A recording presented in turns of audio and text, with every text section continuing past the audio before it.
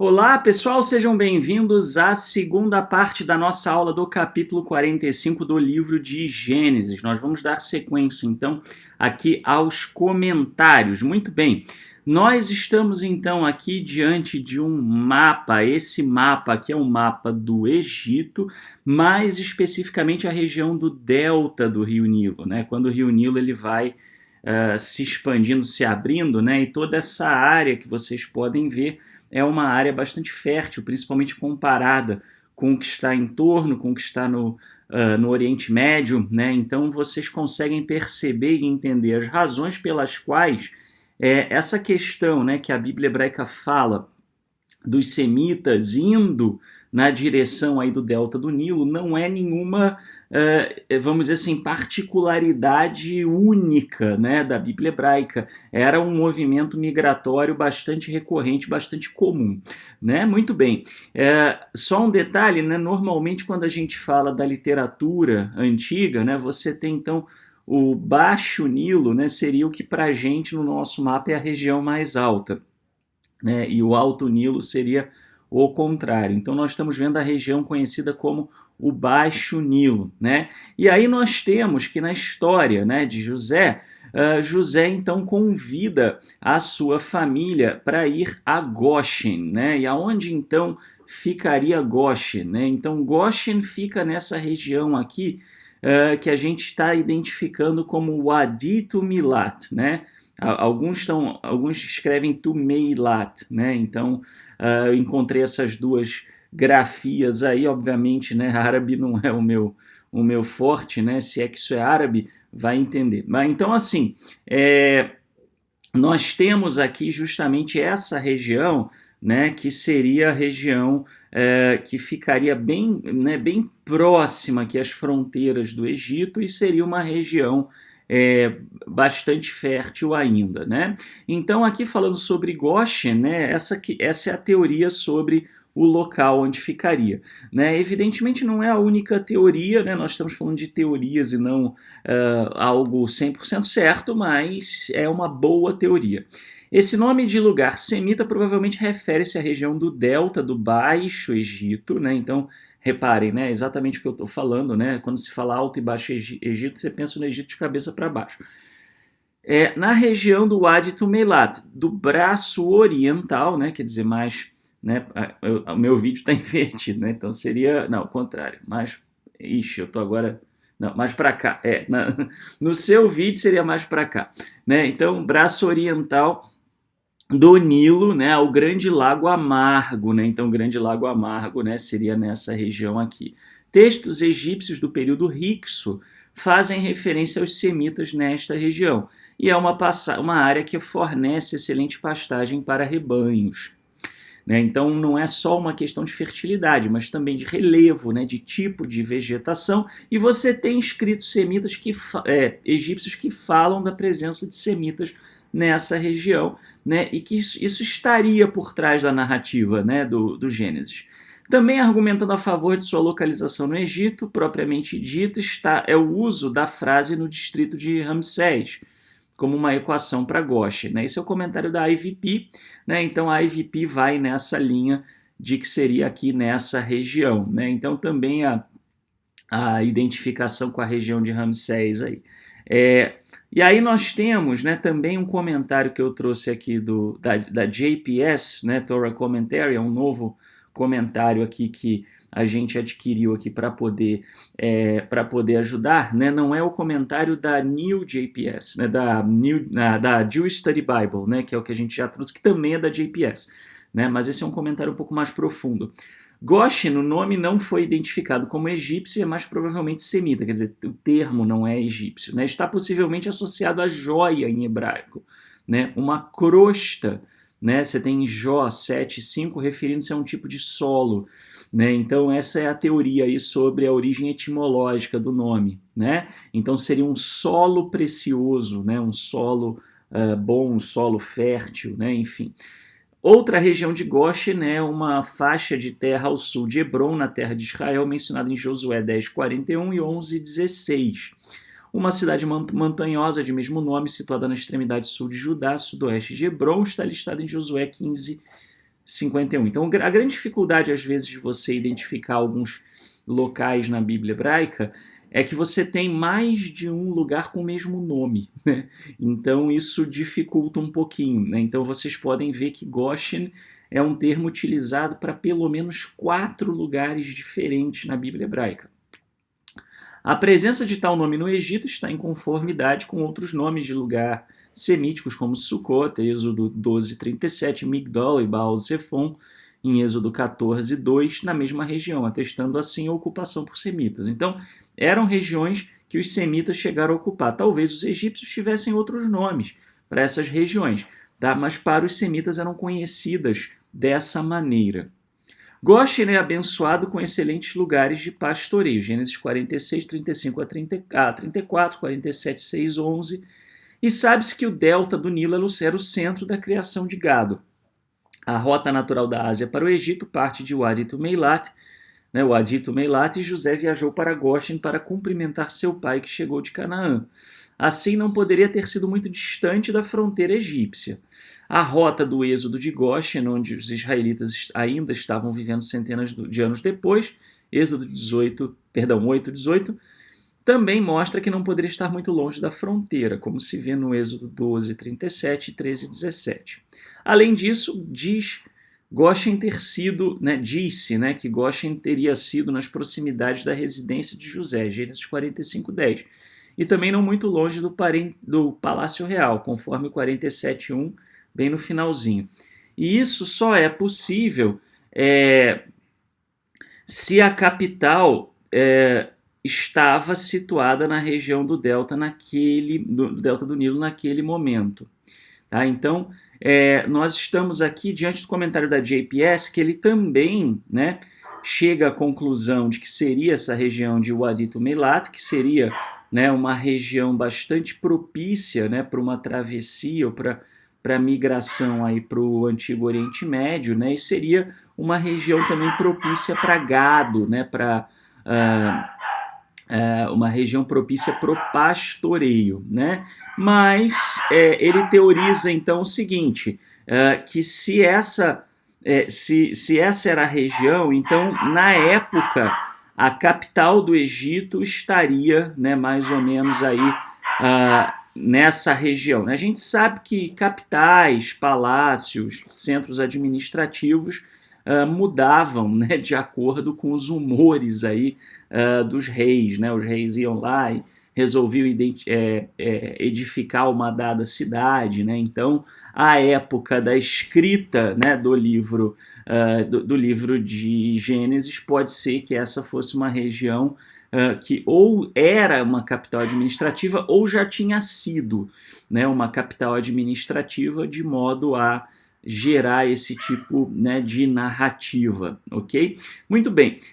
Na verdade, assim, né, isso é uma teoria, né, porque nem sempre também você tem uma preocupação com esse tipo de historicidade, né? Eu sempre falo para vocês aqui, né, que assim, a Bíblia hebraica ela tem por objetivo narrar contos, né, narrar histórias com ensinamentos religiosos, morais, né, e a historicidade é uma coisa meio secundária, né, e assim, a gente tem, por exemplo, referências a cananeus no período de Abraão, né, o que a gente sabe que não bateria com a cronologia de Abraão, né, você tem o livro de Jonas mencionando Nínive, né, como a grande cidade assíria, numa época em que Nínive não era a grande cidade da Assíria, nem a capital, né, então assim, mas por quê? Porque isso não era uma coisa muito relevante, né, para os autores da época, né? Então eu nem sequer considero isso como erro, né? Como, por exemplo, algumas pessoas, né, ateus consideram, né? Não é um erro, né? Porque erro pressupõe que você quer fazer uma coisa e desvia do foco e faz uma coisa diferente do que você quer, né, ou do que era a proposta. E não é o caso, né, eles simplesmente não estavam muito preocupados com essa questão e eles misturavam passado, presente, né, misturavam a geografia com a etiologia, com uma série de outros elementos aí para poder narrar as histórias, né? Muito bem. Falando das vestes de Benjamim agora. José dando roupas extras para Benjamim lembra Jacó dando a ele uma túnica ornamental, no 37:3. a reconciliação fraterna não significa que o antigo favoritismo chegou ao fim e todos os irmãos sejam iguais. Significa, em vez disso, que todas as partes agora são finalmente capazes, né? Capazes de viver e aceitar o favoritismo com graça e boa vontade. Então, assim, essa história ela não tem por objetivo dizer, então agora todo mundo é igual, está todo mundo no mesmo patamar. Não.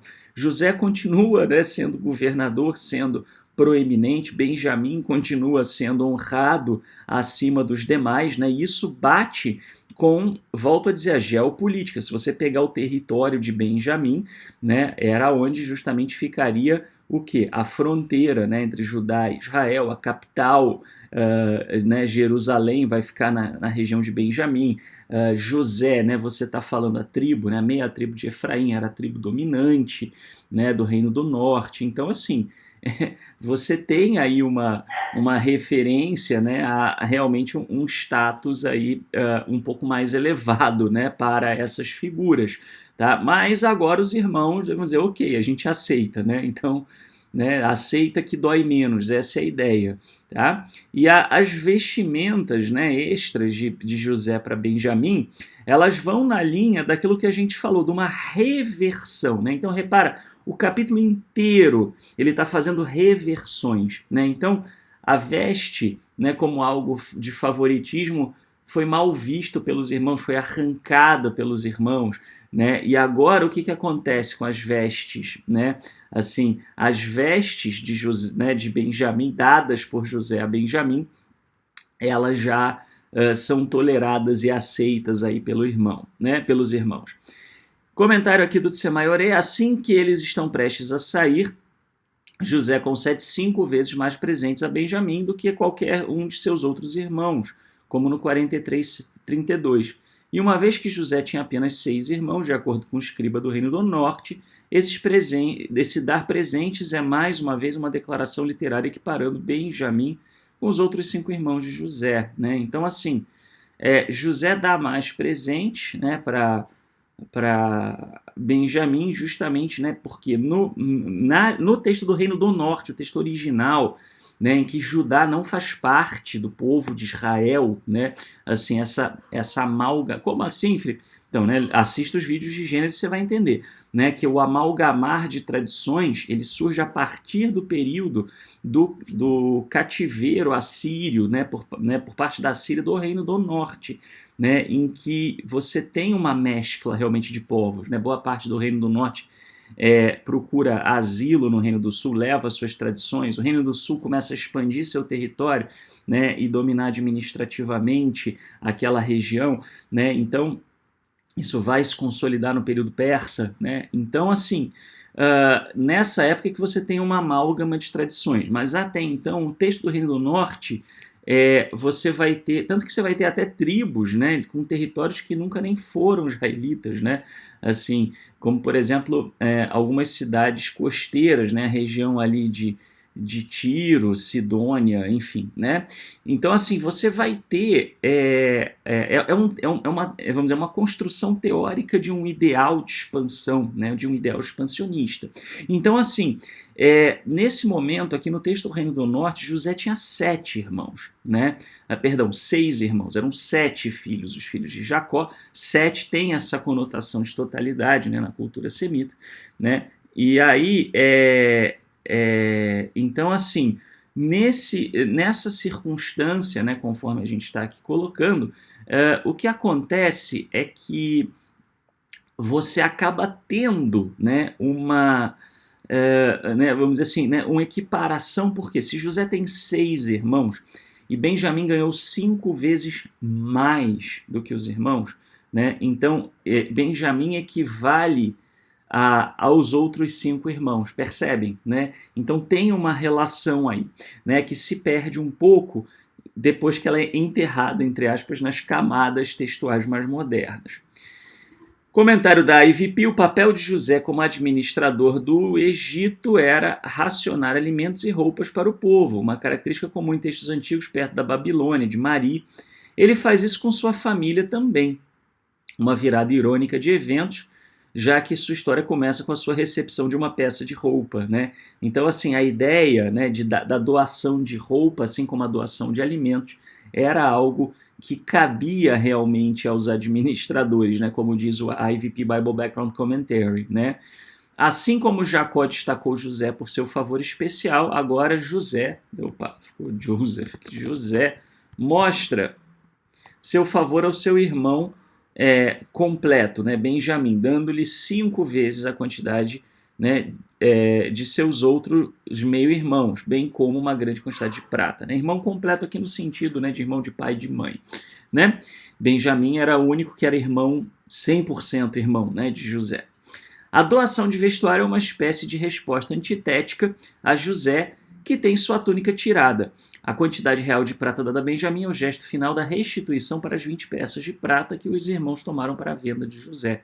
Então, o comentário do Dr. Robert Alter aqui, né, que eu trouxe também, mais um comentário aqui, né, a gente está procurando aí investir em mais materiais, né, falando nisso. Se você deseja que essas aulas continuem, né, porque a continuidade delas está ameaçada por falta de recursos, então não deixe de retribuir, né, o nosso Pix universomonoteísta@gmail.com. Então, assim, as 20 peças de prata, né, para que elas servem, né, aqui, né, a prata dada a Benjamim, né, assim, a grande quantidade de prata, de novo é a reversão, né, José é vendido, né, por 20 peças de prata, que é uma quantidade assim de prata digna de um escravo no antigo Oriente Médio, era uma coisa assim muito baixa, né, então ele dá uma enorme quantidade de prata para os outros, quer dizer, aqui José recupera o seu valor, né, e ele não mais tem o seu valor medido pelos seus irmãos, mas é ele que mede o valor dos irmãos, dando ele em si a prata. Percebem? Toda a questão do mecanismo da reversão de sorte. Esse estilo literário ele não é por acaso. Então você percebe que o narrador ele não está contando uma história simplesmente narrando historicidade. Ele tem um estilo literário, né, para mostrar o quê? Mostrar a sorte revertida, né, mostrar qual é a ideia que está sendo passada aqui. Olha, tudo aquilo que acontece, né, de ruim conosco, né, se a gente está alinhado com o propósito do Eterno, né, então o Eterno ele vai reverter, né, ele vai usar de mecanismos para poder fazer uma inversão, para poder fazer a gente dar a volta por cima, né? Muito bem. Vamos então agora dar sequência aqui no capítulo 45, né? Então, nós temos o seguinte aqui. A notícia de que os irmãos de José tinham vindo chegou ao palácio de Faraó, e tanto Faraó quanto seus oficiais viram isso com bons olhos. Assim falou Faraó a José: diz a teus irmãos, fazei assim, carregai vossos animais e ide à terra de Canaã. Tomai vosso pai e vossas famílias e voltai para mim. Eu vos darei a melhor terra do Egito e comereis da fartura da terra. Quanto a ti, dá-lhes esta ordem. Fazei assim, levai da terra do Egito carros para vossos filhos pequenos e vossas mulheres. Tomai vosso pai e vinde. Não tenhais nenhum pesar pelo que deixardes, porque será vosso o que houver de melhor na terra do Egito. Então, assim, Faraó, né, você repara justamente que a questão de Goshen ela está atropelada lá no começo, né, que é a adição do Reino do Sul. Por quê? Né, porque assim, os irmãos nem aceitaram e Faraó nem ofereceu que terra que seria dada, né, José já tinha definido. Né?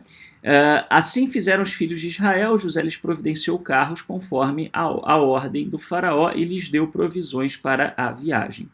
A cada um deles deu uma roupa de festa, mas a Benjamim deu 300 ciclos de prata e 5 roupas de festa. Então, repara, né? Então a quantidade enorme de prata, né? Acabou ficando, na verdade, nessa parte aqui.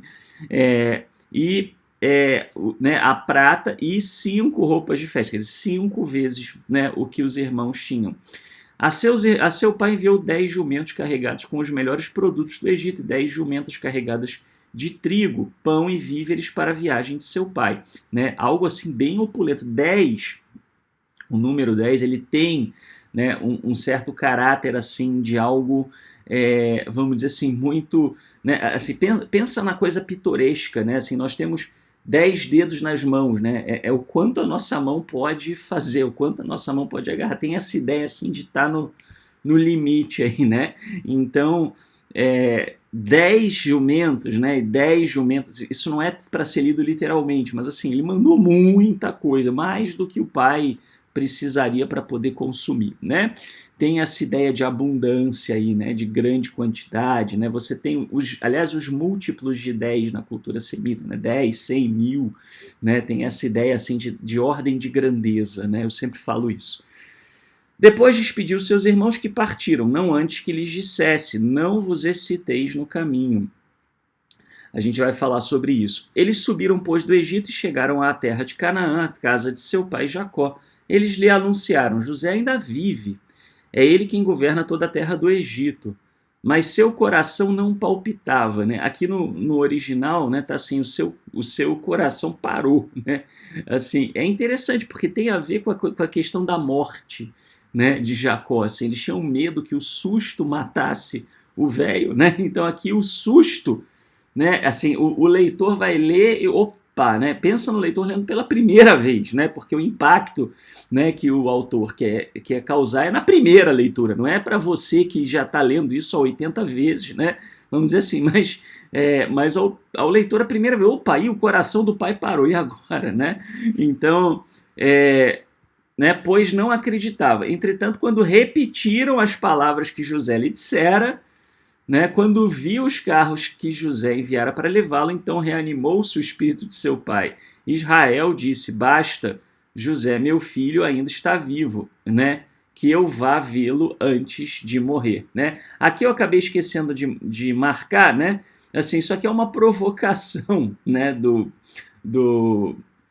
dos escribas do Reino do Sul. Né? Os escribas do Reino do Sul, né, que já pegam uma época assim mais de transição, né, de um enoteísmo para uma monolatria, diria eu, né, para um monoteísmo. Né?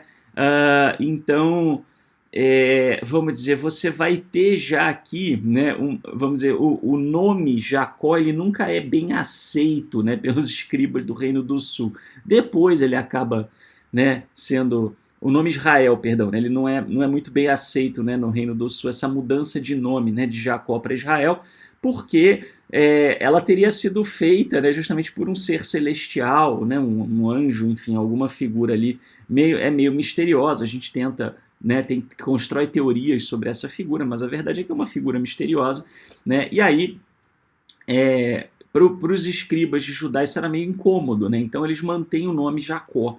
Né, os textos que trazem Israel ou são textos do Reino do Norte, já bem antigos, né, ou são textos já pós-exílicos, né, já depois que essa questão foi já mais absorvida. Tá? Muito bem. A questão da crítica textual, né, o comentário do Tsemayoré, finalmente os irmãos retornam a Canaã e dizem ao pai Israel sobre José. Esta é a primeira vez que o pai de José aparece como personagem dentro do relato do Reino do Norte desde Gênesis 37. O resto de suas aparências, na verdade aparências não, aparições, né, que seria, é atribuível aos autores do Reino do Sul e pós-exílicos. Tá? Então, assim, para a história original do Reino do Norte, é a primeira vez que Jacó aparece desde aquele capítulo. Tá? Em seguida, ele menciona que Jacó e sua família devem habitar na terra de Goshen, né? Verso 10, que era de fato a habitação dos israelitas no Egito, segundo o texto do Reino do Sul, até a partida do Egito. É referido muitas vezes como tal no livro de Êxodo, por exemplo, Êxodo 9, 26. Então, a gente sabe que a menção a Goshen, além de ela ser textualmente um pouco estranha, né, assim, quando eu falo estranho no sentido assim, de que parece destoar, né, do restante da narrativa, né, e ali nos pontos em que parece ter algo que destoa, é muito tipicamente, né, alguma adição de um escriba posterior.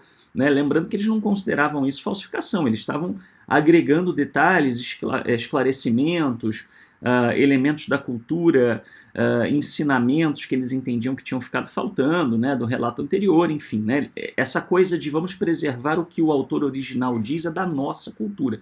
Volto a dizer, não podemos ler a Bíblia com o prisma da nossa cultura, isso seria uma distorção, e é isso que faz com que, né, as religiões criem as doutrinas mais enlouquecidas possíveis e imagináveis, como 99% acaba fazendo, justamente por ler, né, sem levar em consideração a cultura. Muito bem, então nós temos aqui exatamente esse ponto, né? Assim, Ghosh, né, é um texto muito típico, é um termo que aparece muito nos textos do Reino do Sul, os textos do Reino de Judá, né? Então, a gente sabe, né, que essas referências elas são também do Reino de Judá, né? Assim como a referência a Jacó enquanto Jacó. Para o Reino do Norte, Jacó passou a ser Israel e Israel dali em diante, né? É como Abraão, né? Abraão não volta a ser chamado de Abrão, né?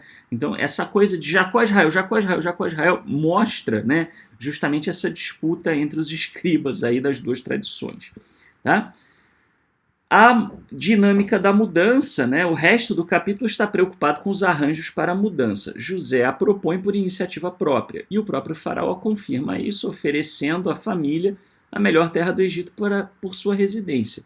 Nos versículos 21 a 28, as provisões luxuosas de José para a jornada e o espanto de Jacó / Israel, a incredulidade e a aceitação final da notícia de José e de sua oferta são descritos, né? Então, aqui o restante do capítulo é basicamente isso, né?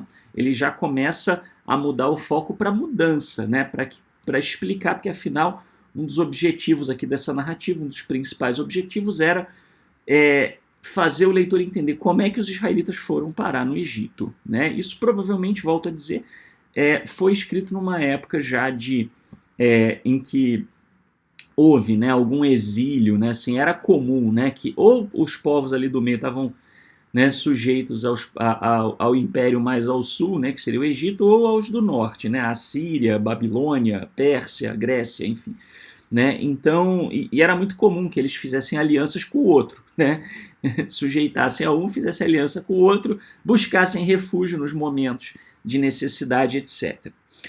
José tranquiliza os irmãos, né, houve alguma controvérsia sobre o significado do verbo aqui. É ocasionalmente usado em contextos, né, que o associam, né, que seria que o associam. O associam à raiva, né? E tantos intérpretes... Opa! Temos aqui um... e tantos intérpretes imaginaram que José estava avisando seus irmãos para não ceder à recriminação mútua e talvez sucumbir a golpes a caminho de casa. Mas o significado principal do verbo é tremer ou agitar fisicamente, como uma montanha,